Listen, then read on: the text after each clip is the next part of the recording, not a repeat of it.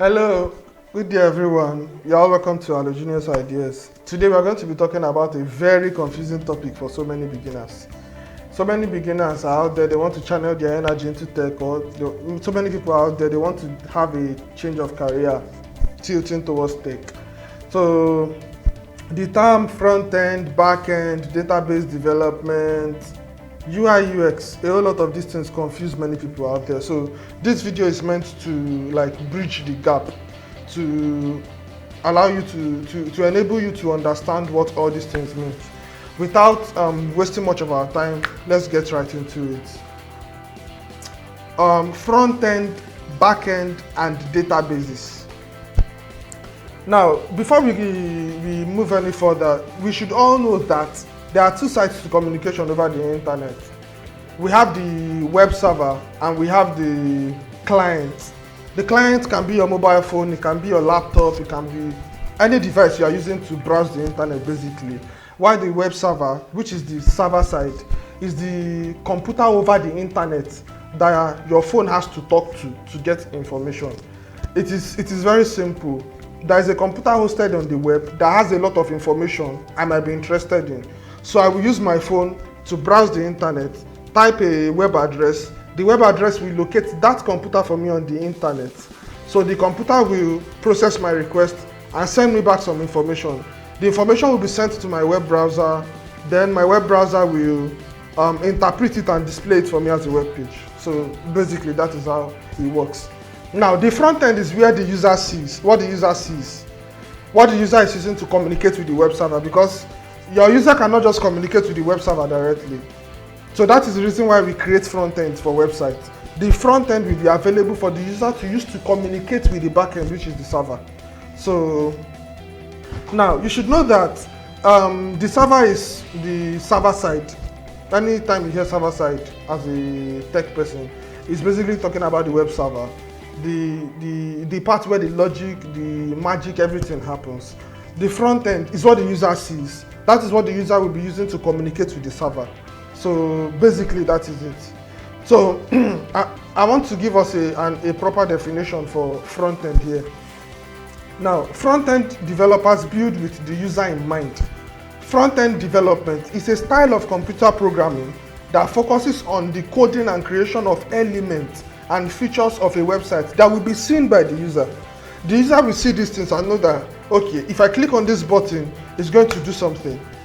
These are texts that is supposed to give me information about something. If I click on this learn more button or this read more button, it's going to be taking me to somewhere else, something the user can interact with. That is it basically. So it's about making sure the visual aspects of a website are functional. You can also think of front end as the client side of the client server relationship. The client side, then we have the server side. So the client side is this front end of an application. Let's say you're a front end developer. This means that your job will be to code and bring to life visual elements of a website. The visual elements of a website can be images, can be text, can be a map, can be links, a whole lot of them. A whole lot of them. Let me see if I can show us a website here. Let me try to, what website can I think of? Well, I'm a football fan. Let's say go.com.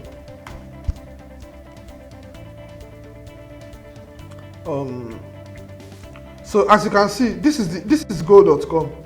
This is go.com. This is go.com. Everything you are seeing here is the work of the front end guys, the front end developer. This logo you are seeing here, all these navigation menu links that you are seeing here, they are all front end works. You can see this Ronaldo's picture here, this picture, this button, this icon over here, this timer, everything you are seeing here. It is the work of the front end guys, because that is what I'm seeing and that is what I'm interacting with. So that is front end basically. So let's go back to this means that your job is to code and bring to life the visual elements of a website. You'll be more focused on what the user sees when they visit the website. So when they come to the website, what elements are they going to be seeing? What are they going to be using to interact with the web server? That is it basically. And you'd want to make sure that the site is easy to interact and while also running smoothly, because these are things that there are so many websites online. Hardly is there any website you want to create now that somebody have not created before. So you want to create a website that is very easy for the user to interact with, so they will not be easily discouraged and just move on to the next site. So that is it basically. And as you can see, the picture by the right, the technologies that these front-end guys, these front-end developers, what they use is HTML, CSS, and JavaScript. I explained these three terms in the video that I was talking to you about. The link will be in the description, and there's also a card here that's going to display the link to watch the video. You can watch the video. The video is talking about necessary terms for techies. So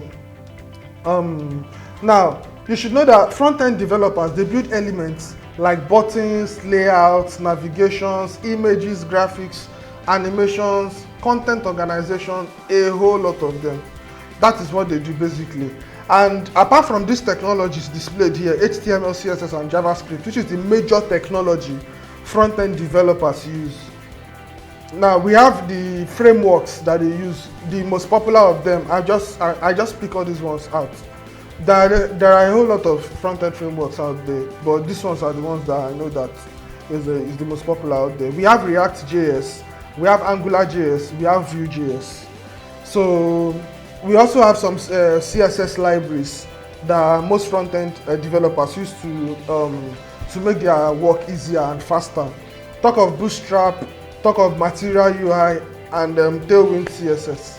There are a whole lot of tools out there front-end guys use. So that is it basically. Front-end is focused on what the user can see, what the user can use to interact with the web server, and just that is it basically. So we have the backend, which is the server side. The server side is the part that received the request. The front end gives the request. Through the front end, the user will give you the request. The backend is what you use to process the request. So backend development focuses on the side of the website users can't see. They can't interact with the backend directly. So it's what makes a site interactive. The backend can also be referred to as the server side of a website. As an example, let's say you're running a social media website. You need an accessible place to store your users' information, to authenticate users, to authorize users, to perform some custom functionalities and all that. This storage center is called a database. I'm still going to talk about database.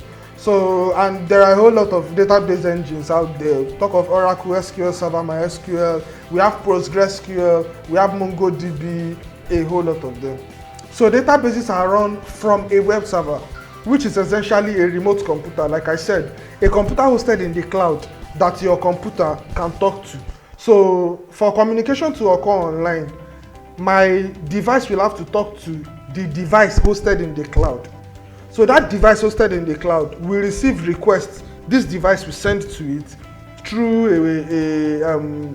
a web address. It will use the web address to locate that computer. The computer will process the information and send it back to me. The information being sent back will be sent to my web browser. My web browser will process the information and display it for me as a web page. So a backend developer will help manage these databases and the site content stored on it. Now, this ensures that front-end elements on your social media website can continue to function properly as users browse uploaded content and their user profiles. So, as you can see to the right, we have all these technologies, the programming languages that people use for backend. Talk of Java, Ruby, C#, PHP, C++, Objective-C, Python, Perl, JavaScript, Golang, a whole lot of them. So actually there's a mistake here. This should be backend and server side, the white topic up. So, but I'm sorry for that, please take note. Now, backend web developers work on tasks like building code, troubleshooting and debugging web applications, database management, framework utilization, and things in that line. So that is it basically. The backenders, what they do is to work on the web server the part of the website that is receiving requests that the users cannot interact with directly. So that is what the backend guys do basically, and these are the technologies that the backend developers use. Talk of Laravel. Laravel is a PHP framework. Cake PHP is a PHP framework. Django is a Python framework. Flask is a Python framework, and Express.js is a JavaScript framework. So JavaScript can be used for both the client side and the server side as well. So lastly, we are going to be talking about the database.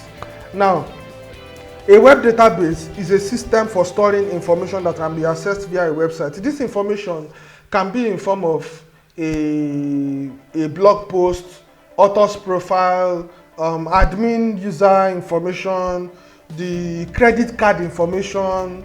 It can be a whole lot of stuff. Talk of a learning management system. It might be your student's profile, it might be your tutor's profile, it might be CA assessment results, a whole lot of things that you can store in a database. So for example, an online community may have a database that stores the username, passwords, and other details of all its members. So the most commonly used database system for the internet these days is MySQL. And one of the reasons why MySQL is the to-go database system for the web these days is because it easily integrates with PHP.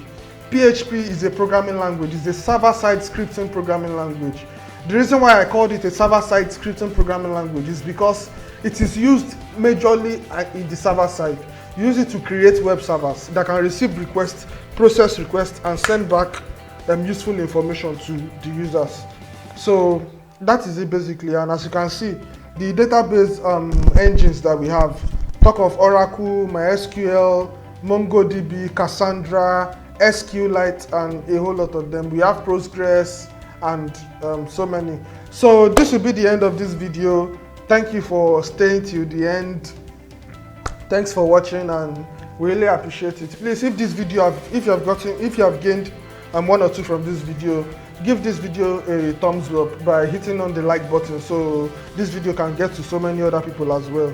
And please don't forget to subscribe to the channel, so anytime we post videos like this that will be useful to you, you can get a notification on your device. Also, if you are in need of a professional web designer, contact the email there.